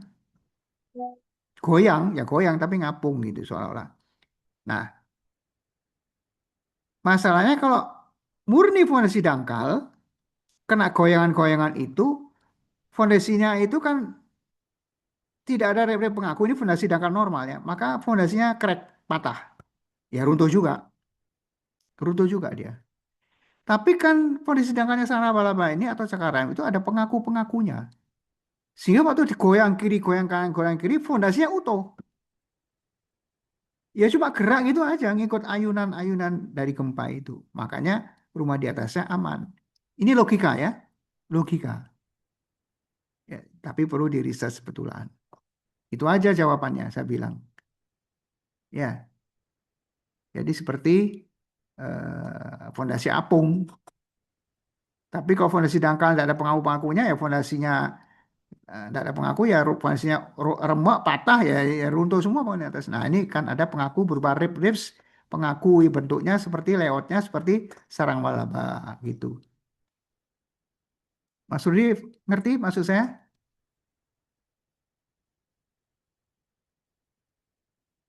Mana Rudi itu? Yo hilang. Suara saya masih kedengaran? Masih, Bro. Masih, Prof. Oh, berarti Rudinya yang hilang ini ya.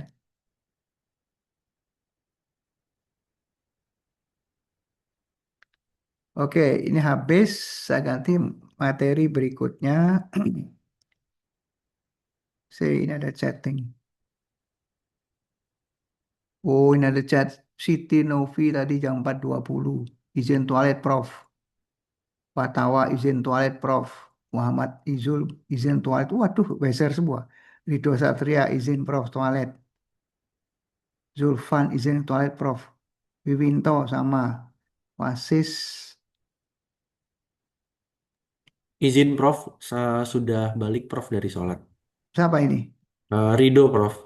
Oh, Ridho. Alhamdulillah ada sholat. Bagus. Sholat apa ini? Asar apa? Maghrib? Asar Prof. Oh, asar. Kamu di mana posisinya nih? Kota apa? Di Jakarta Prof. Oh, ya sama dengan saya begitu. Iya, masih asar. Sekarang jam 5 lebih 20 menit ya, kira-kira. Ya, Oasis izin sholat, Rizky Teddy izin sholat, ya. Muhammad Rudi yang enggak? Mas Rudi yang enggak? Ya, ada Prof. Oh, ada. Kemana tadi, saudara? Ya ini tadi Pak. Ke toilet sebentar maaf Prof. Oh iya, enggak apa-apa. Justru harus ke toilet diempet, sakit Ya ginjal maaf nanti. Prof. Tadi belum ngetik di chat maaf. Oke, saya lanjutkan ke materi berikutnya. Mungkin kayaknya sama ini ya. Ada slide berikutnya tentang sarang laba. Sebentar, Mas. KS Padang.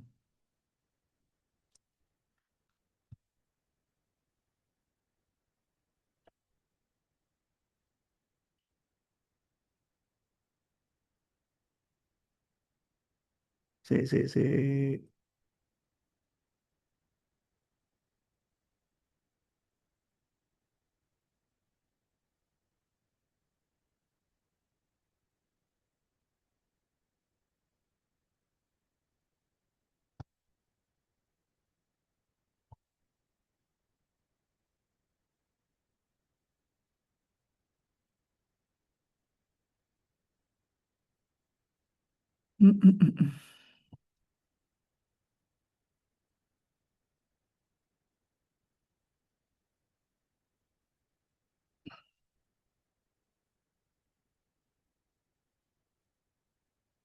Ini.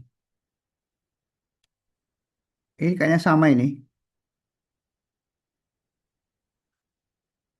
Oh iya, sama. Saya akan ngasih 2 slide ya, jadi isinya ternyata sama, Mas. Sebagian besar sama. Ini kan sudah dibahas ya. Oh ini. Di layar kelihatan sudah ya? Di monitor. Layar monitor. Sudah, Prof. Kelihatan, Prof. Iya, ini sama, Mas. Saya akan ngasih 2 slide, kalau saya lihat ternyata sama ini. Oke. Kita lihat sampai belakang. Saya ngasih penjelasan di 2 lokasi ini. Tapi materinya sama ini. Ya, sama.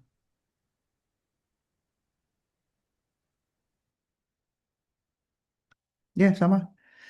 Oke, saya ganti material yang berikutnya. Stop share.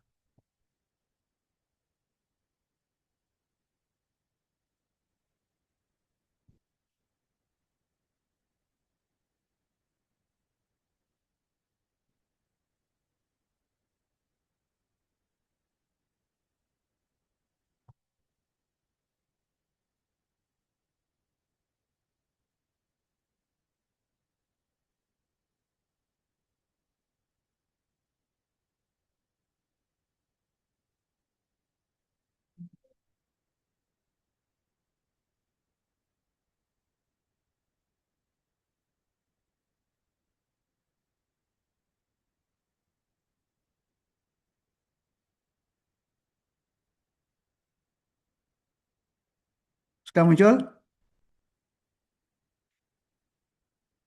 Sudah, Sudah, Prof. Ya, Prof. Prof. Sudah, Interaksi Prof. tanah Apa? pondasi. Oh, interaksi tambunasi. Ya, betul. Nah, ini kasus interaksi soil structure ya, keruntuhan. Ini sudah saya ceritakan ke teman-teman yang reklamasi. Ini ada kejadian betulan ya, beberapa puluh tahun yang lalu di Tanjung Mas, Semarang. Jadi, ini saya notit dulu. Ini hati-hati ya kalau sudah ada tanah apa pekerjaan reklamasi berimpit dengan jeti, pembangunan jeti di waktu yang bersamaan ya. Hati-hati. Bentar. Jadi kalau ada tanah asli seperti gini, ini soft, very soft ya, very soft. Clay. Ini seabed ya. Seabed.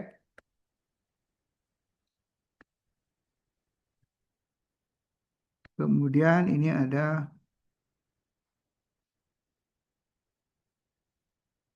muka air lautnya ya. Muka air laut. Muka air laut.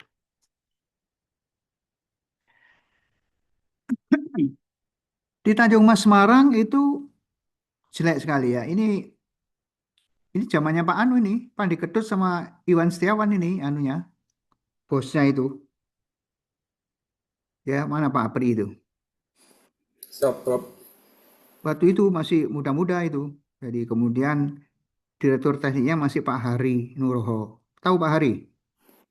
Tahu Prof, Direktur Teknik dulu terakhir. Ya, dia teknik waktu itu waktu itu dia levelnya belum direktur teknik, waktu itu masih project manager gitulah dulu ya.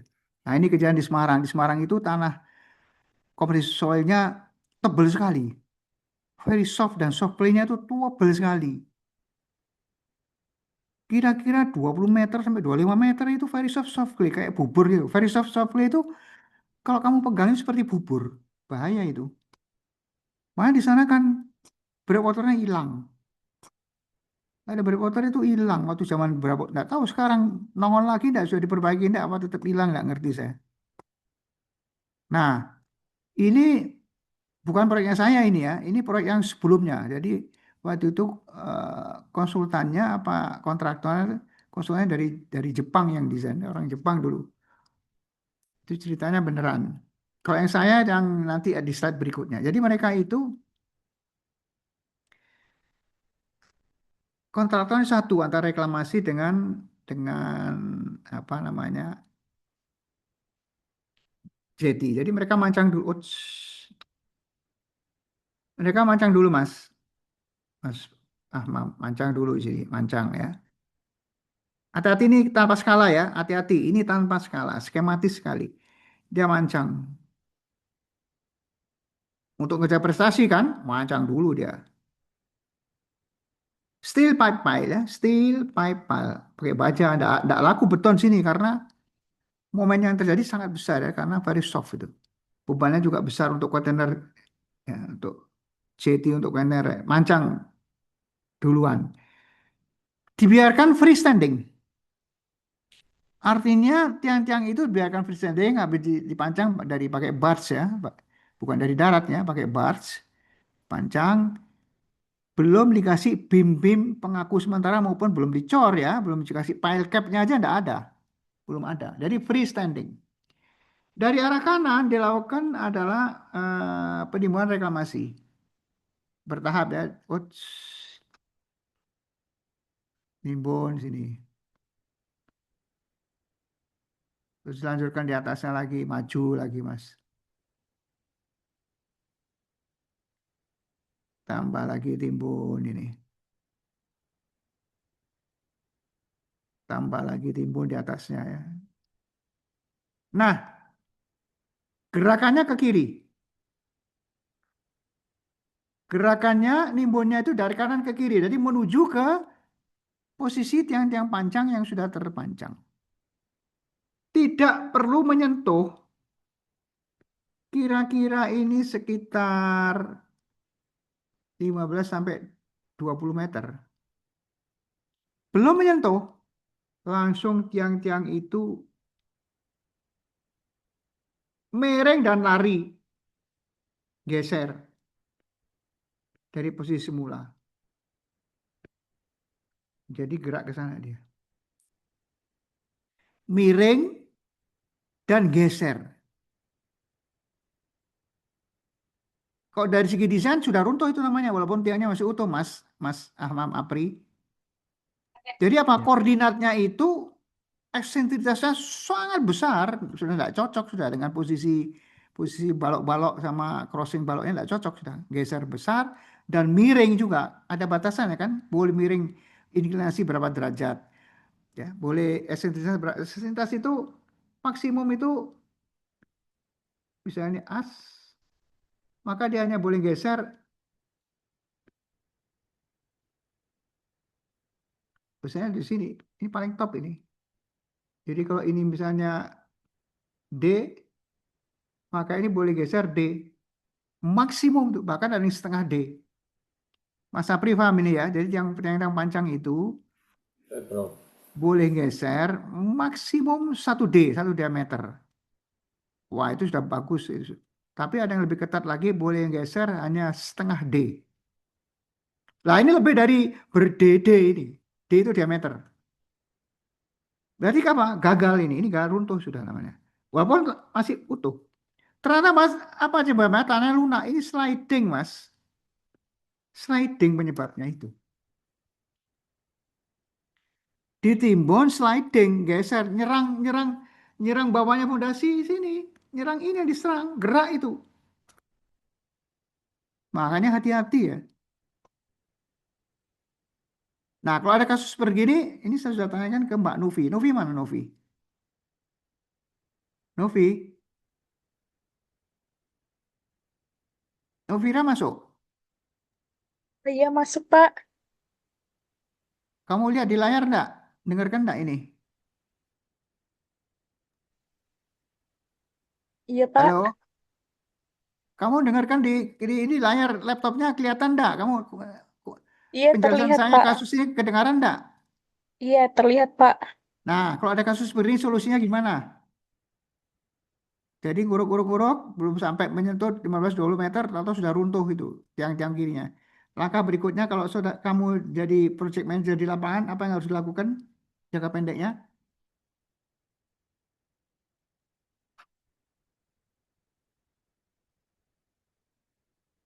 Mana Novi ini, Rek?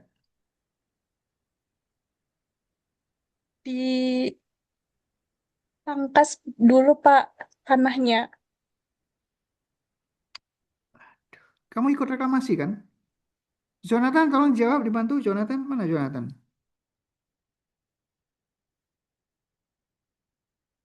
Jonathan, suara saya masih kedengaran ya?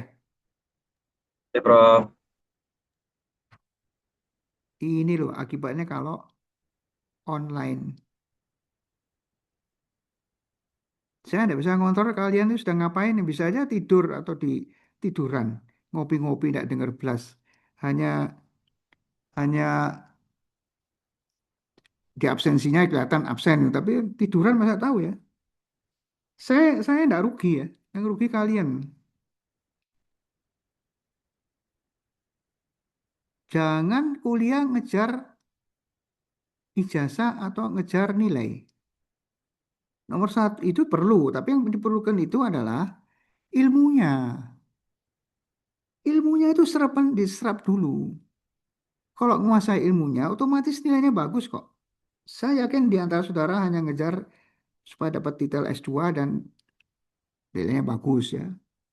Supaya bisa jabatannya naik dan seterusnya. Iya, saya kira gitu Anda itu. Sebagian ya, oknum. Jangan Mas, ilmunya lah. Ilmu itu supaya menyerap harus ngikutin. Dengarkan, tanya gitu loh. Begitu saya panggil, saya tanya, tidak ada orangnya. Berarti kan, anu. Jonathan mana Jonathan? Sudah masuk? Tuh, udah no. Donda, tolong dibantu Donda.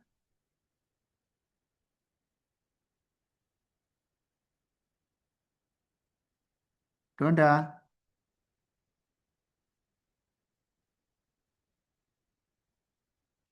Ahmam, ada Ahmam. Ada, Prof. Seperti Donda, kemudian Jonathan, posisi di mana? Lokasinya di mana dia? Kalau Mas Donda di Palembang, kalau Mas Jo di Surabaya, Prof. Jonathan masuk ke toilet lama. Tolong dibantu Pak Ahmam. Eh, Solusinya gimana kan saya sudah jelaskan dari untuk reklamasi itu. untuk Oke. solusi jangka pendeknya itu dipotong dulu, Prof, untuk timbunannya agar tanah itu stabil dahulu. Untuk jangka panjangnya kita lakukan diskusi dengan pihak stakeholder sama tim kontraktornya, perencananya. Kalau ada konsultannya juga nanti diikutkan untuk melihat kondisinya ke depannya seperti apa, terus tindak lanjutnya seperti apa. Ya, bagus. Bagus. Jadi, kalau ada kejadian seperti ini, ada reklamasi, nimbun, ya, maka hentikan segera penimbunannya itu. Wes, ada rapat-rapat, ada meeting, hentikan, terus dikepras, unloading. Kalau hanya diberhentikan, maka proses sisa-sisa slidingnya masih ada. Masih gerak tanahnya itu. Tanah itu berhenti gerak di bawahnya itu kalau beban di atasnya dikurangi. Baru berhenti. Dia bergerak kan karena beban tersebut. Dia bergerak karena besaran beban yang terjadi. Kalau bebannya tetap besarnya segitu, tidak diteruskan ditambah, diperhatikan, tetap masih ada pergerakan sliding di bawahnya itu, sisa-sisanya masih gerak, tambah parah kerusakan tiangnya. Jadi harus dikepras, di unloading. Nah begitu unloading, berhentilah dia. Itu short termnya ya. Short termnya seperti itu. Baru jangka panjang gimana harus didiskusikan diskusi teknis ya secara bersama antara pihak perencana dulu siapa konsultan perencananya dengan konsultan pengawas dengan kontraktor dengan stakeholder atau user. Wiwinto ngerti? Mana Wiwinto? Ngerti, Bro. Ini ilmu loh ya. Langkah-langkah ini solusinya ilmu. Jadi, nah, yang betul bagaimana caranya? Nah, saya lihat kembali ke sebentar, kembali ke slide saya tadi. Izin bertanya, Prof. Silakan. Kalau lihat dari gambar tadi itu, kalau kejadian tiangnya sudah terlanjur miring, itu perlu dicabut atau hanya diberi perkuatan saja ya untuk jangka panjang? Pak Apri, Mas Apri, sesuatu yang sifatnya sudah dikatakan tergolong runtuh, itu sudah bisa dipakai lagi. Ya, Prof. Runtuh itu tidak harus tanahnya runtuh, tiangnya patah, tidak harus. Definisinya runtuh itu kalau sudah keluar dari persyaratan. Misalnya eksentrisitasnya sudah jauh, miring-miring. Mau dipakai lagi gimana? Sudah kalau miring, berarti kan Anda harus ngitung sisa kekuatan. Dulu yang mendesain kekuatannya itu kan tiangnya tegak, lurus, vertikal, spacingnya tertentu, koordinatnya tertentu, sudah tertentu. Itu kan yang desain waktu mendesain dulu kan tidak mendesain, oh tiangnya ini miring, miring, miring, miring, esentis tidak ada, enggak. Nah ini kan sudah kacau semua, sudah keluar dari kriteria desain ya Mas. Ini tadi siapa? Apri yang tanya ya. Ya, Berarti Prof. dia runtuh. Semua yang sifatnya runtuh tidak bisa dipakai lagi. Wes, itu kecuali kalau Anda mau bersusah-susah ya. Mau ngirit, silakan hitungan seberapa besar dia kalau mau dipertahankan. Harus perbaikannya, daya dukungnya, sisa berapa daya dukungnya. Terus geser. Seperti ini coba gambar di depan ini ya. Lihat gambar di depan ini sebentar.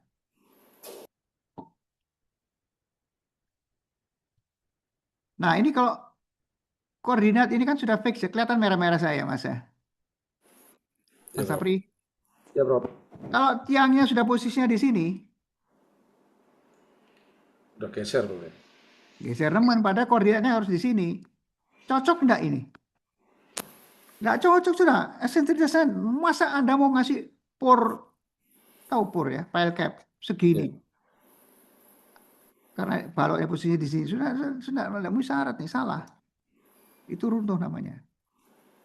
Nah, nggak perlu dicabut, mau dicabut biaya Mas, cabut itu. Ya, Ya, jadi Prof. potong aja, potong del, wis potong. Anda mancang baru di samping-sampingnya. Tapi hati-hati, kalau macang baru di sampingnya dan sampai misalnya ini miring di sini ya, miring gini, Anda macang di sini, nanti tiangnya kena ini, nah, itu harus diperhitungkan koordinatnya ya. Jangan sampai tiang posisi yang baru itu begitu masuk ke dalam tanah, nubruk existing tiang yang miring. Nah, harus betul-betul diperhitungkan ya, kemiringannya berapa. Jadi posisi titik-titik yang baru itu antara lain memperhitungkan jangan sampai menyentuh existing tiang ada di dalam tanah. Nah, solusinya jangka panjang, proyek saya, ini saya buat khusus turap. Ini turapnya ini. Hati-hati ini tanpa skala ya. Saya potong ini. Ini pakai baja diameter 36 inch, tebalnya 16 mili, Mas. Turapnya itu gandeng, Mas. Kedalaman sampai IMS 39 ini saya potong ini ya. 39 meter LBS kedalamannya. Kan ada steel, sheet, pipe ya. Di lapangan itu mau pakai profil gini, turapnya ya Corrugated. nggak kuat ini sudah.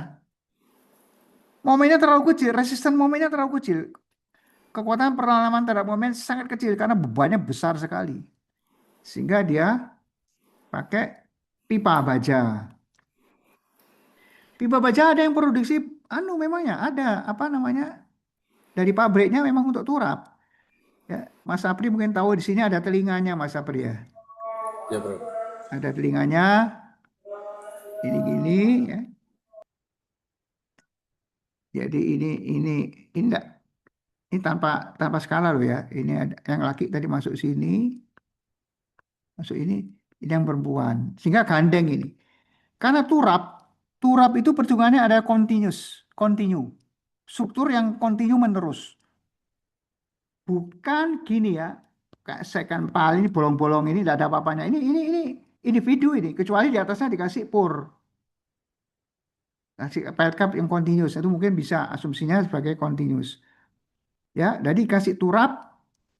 Kemudian setiap berapa meteran ini ya, ini dikasih angkor. Saya lupa itu setiap 5 meteran kayaknya. Setiap 5 meteran kita kasih angkor tiang miring. Ya kan gaya horizontal kaki ini kan besar ya.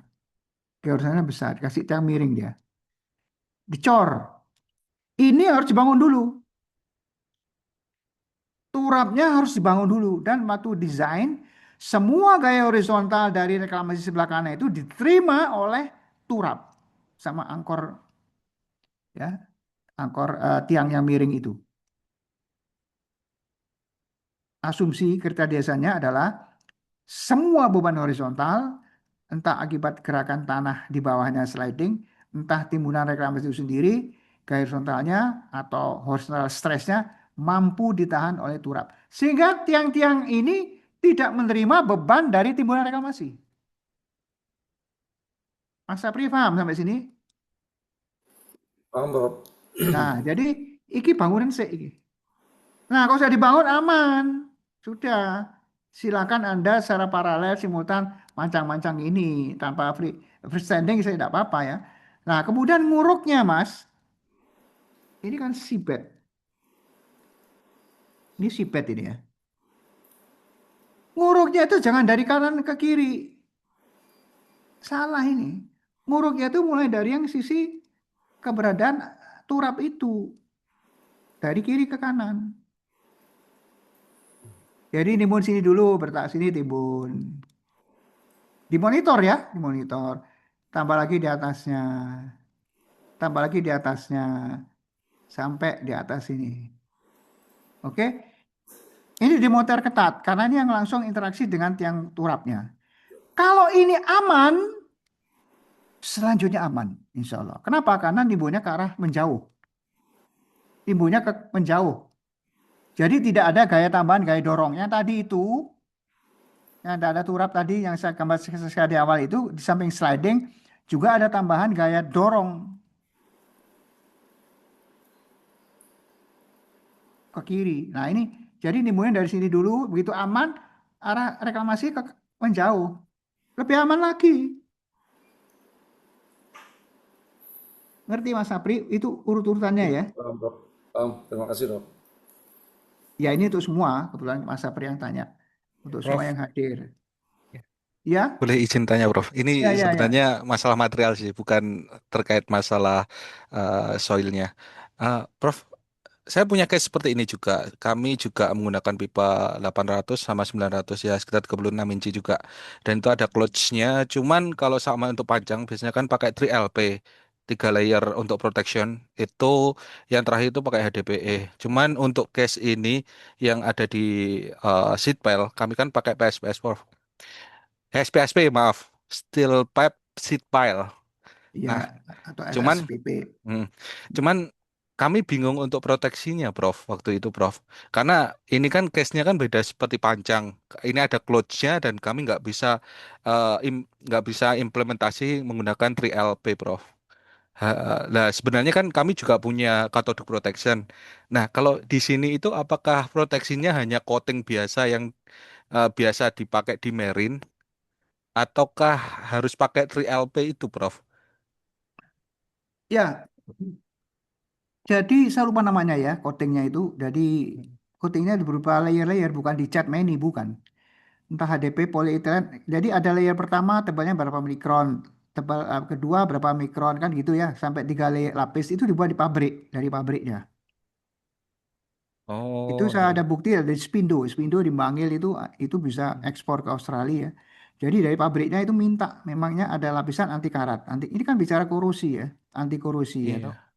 Iya, iya. Sudah dari pabriknya itu minta ada jadi bukan berupa coating, bukan seperti ngecat, disemprot, di plastik, bukan. Jadi memang berupa berupa ubet-ubet apa seperti seperti plester diubet-ubetkan gitu loh Mas, bentuknya Nah, itu seperti iya. spiral tapi tipis sekali itu, ukurannya mikron dan mili, sampai 3 layer itu Iya, ya. Oh, berarti tetap pakai 3LP ya, Prof ya. Jadi 3LP tetap. itu ada resinnya, ada HDPE-nya, itu nanti di itu, Prof, apa namanya, di Saya nggak menguasai lubet-lubet. tipe alat tipenya itu ya, karena macam-macam Oh, masing-masing pabrik iya. punya tipe-tipe lapisannya, tapi ada 3 layer saya, ada tiga Iya, layer iya. Nah, ya, itu ada 3 layer. yang kami ributkan juga untuk splash zone-nya, Prof. Kadang Splash splash zone zone jadi kan, gini, yang bahaya korosi kan di splash zone, ya toh. hmm, Makin ke dalam tanah, makin oksigennya berkurang sehingga kemungkinan korosi mengecil. Jadi yang paling bahaya itu di splash zone ya, posisi pasang surut iya. air laut. Nah, ada 2 cara ya. Sebetulnya ada beberapa cara. Itu kan masalah korosi. Secara pertama, itu tebal dari dinding steel pipe-nya kita perbesar, kita tambah. Jadi kok Hmm, misalnya hasil desain murni itu ketebalannya 16 mili cukup, Mas Ahmam, 16 mili iya. cukup, maka kita harus memperhitungkan kita tambah menjadi 19 mili tebalnya untuk perhitungan kalau dia korosi tergerus-gerus. Jadi sampai berapa puluh tahun ketemu 16 mili masih kuat dia dari segi strength-nya. Biarkan korosi tidak apa-apa, tapi dari 19 mili tinggal 16 mili, 16 mili memang desain desain kriterianya 16 mili. Tapi ini cost Hmm, ya, jelas ini cost ya. iya. Kan baja hitungannya kiloan ya. Hmm, Itu satu. Biasanya konsultannya mainnya di situ. Dan itu hmm, seizin owner, stakeholdernya tahu. Ditambah. Yang kedua, pakai cathodic protection. Cuma cathodic protection itu seperti ketergantungan sama obat. Saya tidak hmm, pernah pakai cathodic protection. Saya iya. tidak pernah pakai cathodic protection. Karena begitu Hmm, habis, itu kan umurnya macam-macam. Ada yang 10 tahunan habis, ada 5 tahunan habis. Kan itu Hamam ya. iya, Ada, tergantung dari kilonya makin besar, tapi makin mahal. Begitu habis kan harus beli lagi, masang lagi. betul, Prof. Nah, ada zona tertentu tidak bisa cathodic protection. Kenapa? Karena dicuri. Nah, Karena dicuri, diambil beneran. iya, Bukan dagelan. mahal itu. Itu dicuri. Nggak tahu kok. Betul. Apa namanya, kreatif sekali yang nyuri itu, termasuk yang beli. Iya. Ya, Apalagi bentuknya plat. sehingga tidak dipasang cathodic protection. Saya paling anti Iya, itu karena sangat tergantung. iya. Nah, Eh, Pertamina itu biasanya ngotot tetap mau pakai, orang Pertamina harus ada kartu present. Saya paling anti. betul. Yang ketiga dikasih selimut beton, dicor, khusus Hmm, hanya di splash zone. Ya, jadi kalau dari luar kelihatannya seperti tiang beton, tapi sesungguhnya bukan. Itu hanya pembungkus saja. Dicor ya, hmm. non struktural. Jadi kasih Nggak di, tulangan, tebalnya iya, biasanya iya, 8 cm apa 10 cm, lupa saya. iya, iya, iya. Selimut beton ya, nama itu ditambah itu lagi khusus di splash zone. Iya. Itu Kayak berarti solusinya. berarti kayak short grid punyanya fireproofing itu ya, Prof ya. Itu kan ada pakai kawat ayam nanti di beton di sekelilingnya steel. Iya, kalau saya tidak pakai kawat ayam, Mas, pakai tulangan yang kecil. Oh gitu. Supaya bukan kawat ayam, kawat ayam perjangan itu. Ini Eh, non struktural, tapi dia untuk apa gempuran dari arus sama gelombang kan lumayan anu itu. iya, iya Jadi betul. kalau tidak itu merotol nanti. Iya. Tetap Spesifikasinya ada, Prof. Cuman saya nggak hafal juga. ya, Cuma ya. modelnya kayak Pokoknya kayak gitu. jangan kawat ayam. Artinya ada diameternya, ada tapi kecil sekali diameternya untuk masalah Iya. kembang susut juga, sama ada hantaman anu, ada sih hantaman gelombang maupun arus ya, walaupun tidak signifikan. karena bentuknya bundar tiangnya itu. Kalau Oh, tiangnya iya. kotak, waduh. Makanya jarang ya kita di laut pakai tiang square itu. Itu akan menerima penuh Iya. tekanan arus maupun gelombang. Hmm. Kalau bentuknya bundar, maka energi tekanan gelombangnya akan ke samping-samping. Sehingga tiangnya itu tidak menerima atau kecil sekali menerima gaya horizontal. Itu makanya umumnya pakai lingkaran ya, diameter steel pipe Iya. pile itu. Hmm. Itu solusinya seperti itu. Iya, baik, Prof. Walaupun itu Hmm. fungsinya untuk turap, bisa dibuat di pabrik. Jadi request di pabrik. Iya. Soalnya kalau di tempat kami, Prof, untuk yang splash zone pakai pile itu ada spesifikasinya. Biasanya pakai Denso itu udah ngeluarin Boleh, HDPE itu, Prof. boleh Jadi dia ditambah ya. pakai jaketing gitu modelnya. Cuman itu khusus untuk filenya, Prof. Tapi kalau sama yang pakai SP kami belum pernah itu kan, belum pernah nyoba pakai apa. Akhirnya kemarin pakai coating. Cuman coatingnya khusus marine yang dia benar-benar kuat untuk splash zone. Nah, mumpung kan ini case-nya sama, Prof. Jadi minta sarannya, Prof, kalau sama ada. Tak masalah, pakai coating spesial untuk marine silakan ya. Hmm. Kan ada ada brosurnya, ada spesifikasinya itu dia mampu untuk berapa lama ya. Ya, Lifetime-nya yang penting. oke. Ya, makasih, Prof. Ya, jadi itu masalah material untuk apa namanya pipa-pipa bajat yang di laut ya. Jadi ini kasus beneran ya. Jadi hati-hati kalau sudah ketemu struktur tiang berimpit dengan reklamasi atau penimbunan apapun. Idem kalau di darat juga ya. Jadi Anda ada struktur turap, turap dipasang duluan, atau tidak usah gitu, abatment. Ada kasus beneran dulu sekali di Surabaya. Ini bentar lagi sudah mau anu ini kayaknya. Waduh, sudah dan. Saya 1 menit lagi. Ini di Jakarta sudah maghrib, saya mau ke masjid soalnya.